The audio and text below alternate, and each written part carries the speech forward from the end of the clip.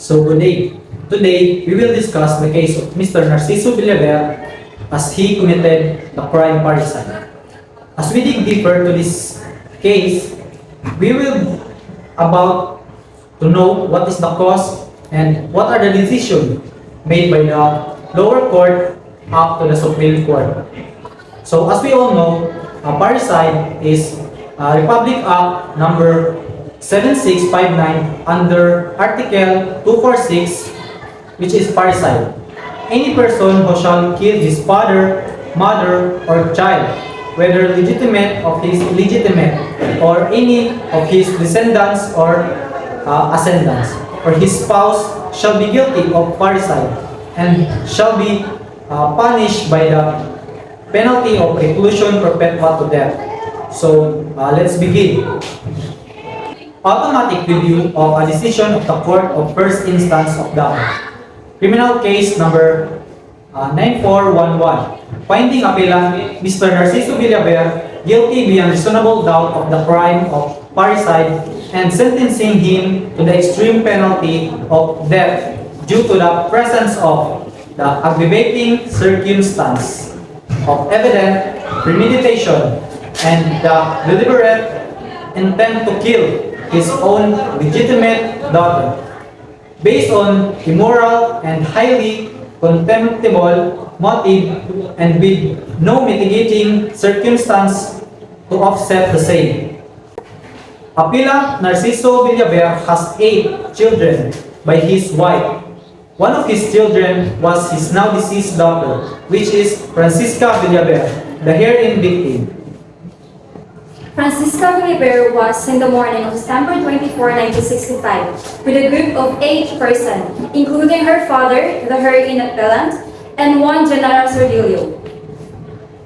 They went to the beach to take a bath and to gather shells. After lunch, appellant brought his daughter Francesca to a mangrove swamp, about 50 meters away from the seashore. After a few minutes, Francesca was seen running back from the mangrove in an easy appearance, her dress torn on the left side, and she confided to General that her father, the herein appellant, wanted and tried to abuse her. That night, about 7 o'clock, appellant forced Francesca to swallow and drink Indrin. Indrin, a liquid used for killing worms in the rice field. Appellant grabbed Francesca by the hair with one hand and with the other, forced her mouth to open, and poured the poison into her mouth. The incident was witnessed by Remedios Villaver, a younger sister of the victim. Her mother was in the other room, nursing her baby, and the other children were not present.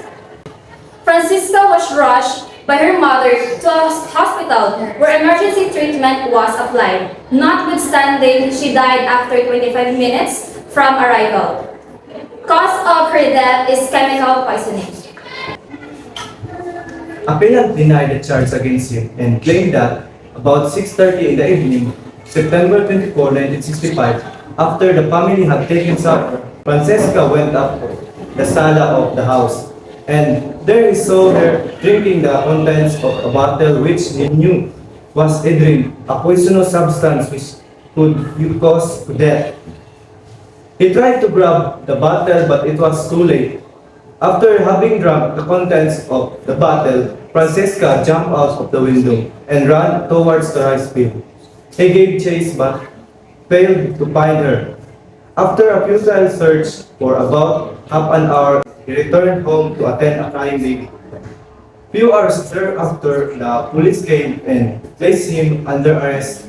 He was in a municipal jail when late that night, someone told him that his daughter Francesca died at the hospital. Appealing to this court, appellant alleged that the lower court erred in giving full credence to the testimony of Remedios Villaver and in convicting him on the basis thereof and finding that he committed the crime charge and in convicting him of the crime parricide instead of acquitting him. In this appeal, appellant would want the court to believe that his daughter Francisca voluntarily drank Indrin despite his attempt to prevent her from taking such liquid. it is hard to believe that Remedios would falsely accuse her own father of a crime or an act unless the latter had really committed it. The claim that Remedios committed inconsistent in her testimony is understandable considering her age. She was 16 when she was on the witness stand, but the facts, she was present when the incidents occurred, and she stood fast in her testimony that her father forced her sister drank poisonous liquid. Further, there is the testimony of General Sordero that from the house of the Pilan, she heard Remedios shouting for her. That not long afterward, Remedios with her two brothers arrived in her house crying and telling her that Francisca was made to drink and drained by the Pilan. The claim of the defense that General Sordero had ulterior motive in testifying against the Pilans because of their incidents concerning the use of irrigation water is not enough.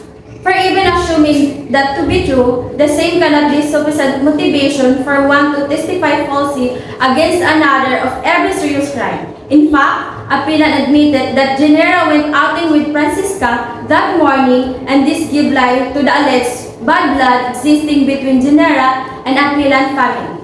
Hereunder is the testimony of Apilan on this point.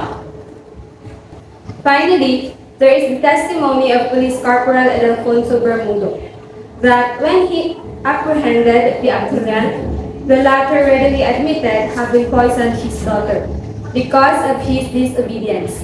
In fact, he pointed the bottle of Ingrid, which was used by him.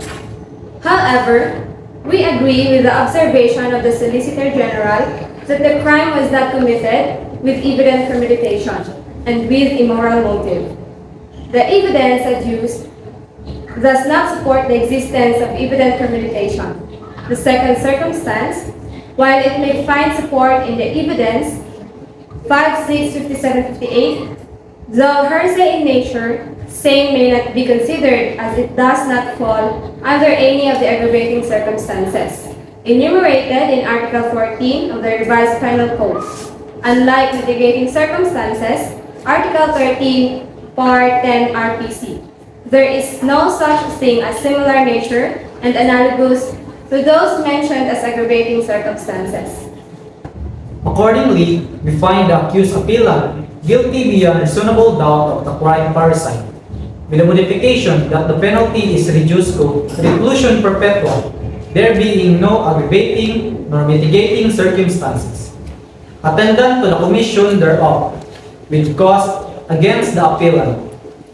So that concludes our report about this case.